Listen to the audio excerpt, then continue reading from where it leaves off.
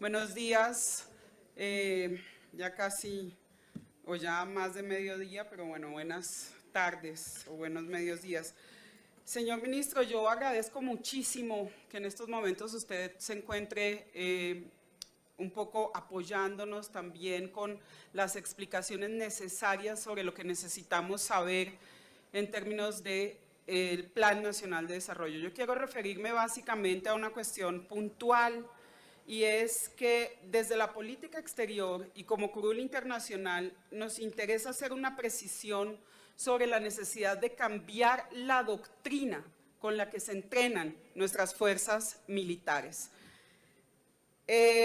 Básicamente la doctrina en Colombia siempre se ha basado en esta cuestión de promover a la ciudadanía y promover lo que sucede a nivel interno como el enemigo interno.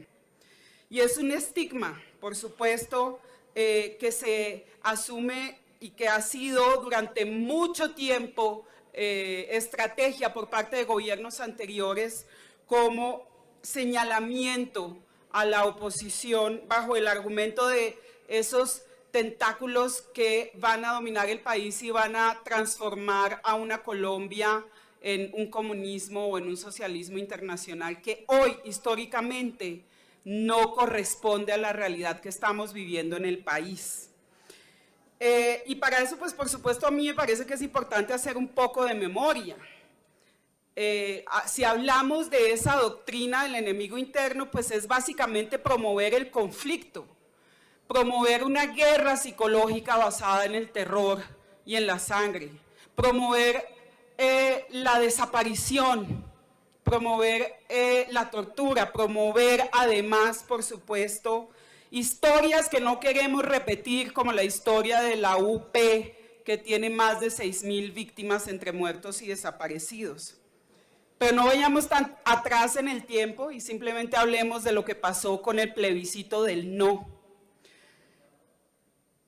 Bajo la noción de la doctrina del enemigo interno se han establecido sistemas, como lo mencioné anteriormente, que ponen en riesgo a la ciudadanía. Y en ese sentido, señor ministro, me permito también hacer mención sobre el artículo 50, y es importante que no podemos seguir promoviendo la doctrina del enemigo interno, basada en el entrenamiento de nuestras fuerzas militares en agencias, si lo podemos decir así, como la Escuela de las Américas. No podemos seguir fomentando el conflicto interno y nuestra propuesta es básicamente cambiar esa doctrina del enemigo interno por una doctrina encaminada y enmarcada en el espíritu de nuestra Constitución de 1991, y es que Colombia es un Estado social de derecho. Se debe garantizar el respeto a los derechos humanos, se debe garantizar la protección, por supuesto, de nuestras fronteras, pero también la protección de la ciudadanía. La fuerza pública, además, quiero mencionar, señor ministro, que ha trabajado más como una fuerza privada. Hablemos, por ejemplo, la realidad, y tengo que mencionarlo viniendo de un lugar como La Guajira, en donde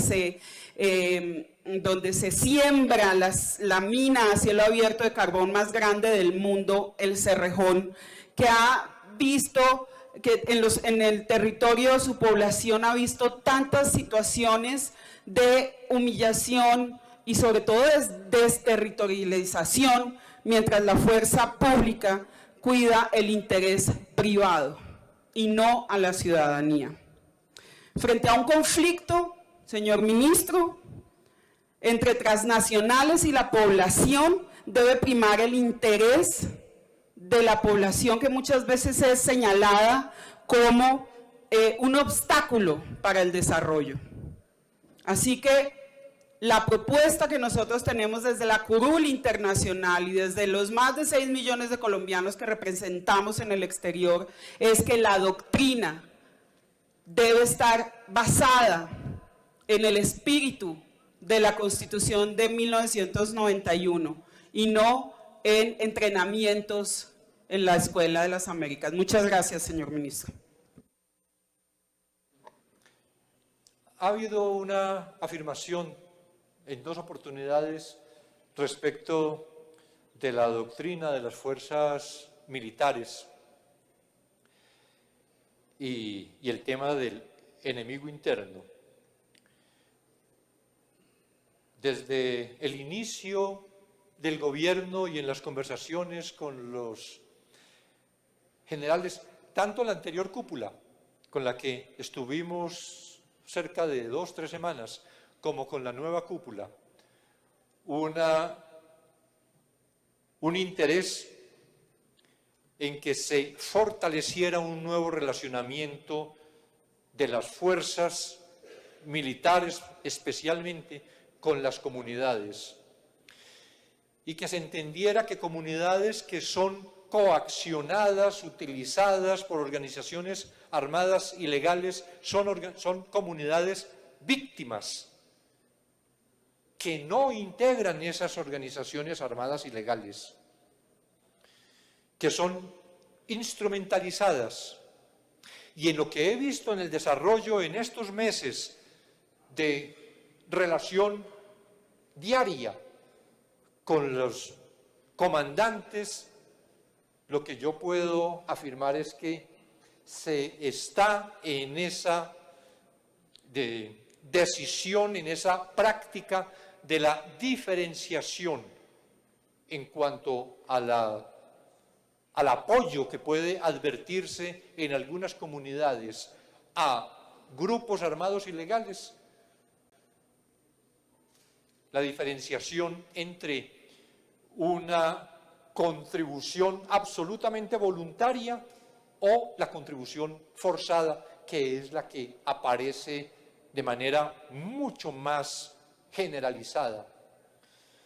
Y en esto, ese cambio, o por lo menos esa claridad en diferenciar en estas comunidades de qué forma acciones que podrían mencionarse, afirmarse como de apoyo a esas organizaciones, en realidad obedecen a la amenaza, a la presión, a la coacción que se ejercen respecto de ellas. Pero de todas maneras, en el tema general de doctrina, también en virtud de una decisión de la Jurisdicción Especial para la Paz, hemos impartido una directiva. Está vinculada al tema de menores y los menores reclutados como víctimas también. La revisión para la mayor claridad en la doctrina de fuerzas militares con la participación de fuerzas militares, porque la experiencia, el conocimiento que tienen las fuerzas militares es indispensable para avanzar en esa dirección. En la directiva hay un tema particular referido igualmente a la doctrina y a lo que las fuerzas militares no tienen tampoco ninguna oposición, ninguna objeción. Tienen tanto interés los comandantes, la cúpula militar, como la sociedad colombiana, en que sus procedimientos, sus operaciones, todo su accionar esté ceñido absolutamente al respeto por el derecho internacional humanitario, por el respeto a los derechos humanos y todo lo que contribuya al fortalecimiento de esa voluntad de fuerzas militares será bienvenido y vamos a avanzar en ello.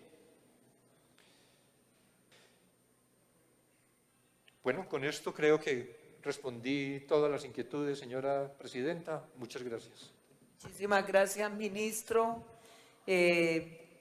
Gracias por la respuesta a las reflexiones, planteamientos de cada congresista que ha estado en esta sesión conjunta. Voy a darle el uso de la palabra a 2 representantes que me la han pedido muy corto, son anuncios. Bueno, en el caso de Juan Felipe Corzo, representante de la Cámara, una pregunta al ministro, y la representante Carmen Ramírez. Entonces, primero Carmen Ramírez y después el representante Corzo. Muchas gracias, presidenta. Muchas gracias, ministro, por sus palabras, sus aclaraciones, por todo lo que implica también reconocer que no todo ha sido malo, ¿no? Hoy puedo decir personalmente que podemos reivindicar el hecho de que siempre se puede comenzar de nuevo. Y hoy estamos en el ejercicio de ese nuevo inicio. Yo quiero saludar muy especialmente, ministro, y felicitarle a usted y a todas las personas, a todos los ministros, a todos los que se involucraron en la solución de que se llevara a buen término lo que estaba pasando en el Caguán. Lamento muchísimo también los hechos de violencia que ocurrieron ahí. Pero en lo que quiero insistir en estos momentos es en que hoy tenemos la posibilidad de abrazarnos nuevamente, de comenzar nuevamente. Y quiero saludar muy especialmente a la DIMAR y a la Armada que están aquí presentes, con quienes hemos estado trabajando muy de la mano, con quienes hemos estado trabajando también y hablando de la necesidad de proteger las fronteras, de trabajar justamente contra ese crimen transnacional, contra el tráfico de personas en las fronteras en un momento en el que la migración es un tema que debe ser tenido en cuenta y que debe llamar la atención, especialmente de la Comisión Segunda de Cámara y de Senado, porque nos compete. Así que saludo al almirante John Giraldo de la DIMAR y al comandante Francisco Cubides también de la Armada. Y quiero extender una invitación, no están, pero quiero extender en todo caso una invitación, y es la invitación a la conmemoración del natalicio de un prócer de la historia de este país, y es el almirante José Prudencio Padilla, por quien hemos presentado un proyecto de ley para elevar, para ascenderlo de manera póstuma como gran almirante de Colombia. Así que, ministro, extiendo por supuesto esta invitación para que nos acompañe en Riohacha el 17, 18 y 19 de marzo para conmemorar el natalicio del gran almirante y por supuesto para que nos apoyen en el proyecto de ley para conmemorar y ascender de manera póstuma al gran almirante Padilla. Muchísimas gracias. Gracias, representante Carmen. Allá estaremos.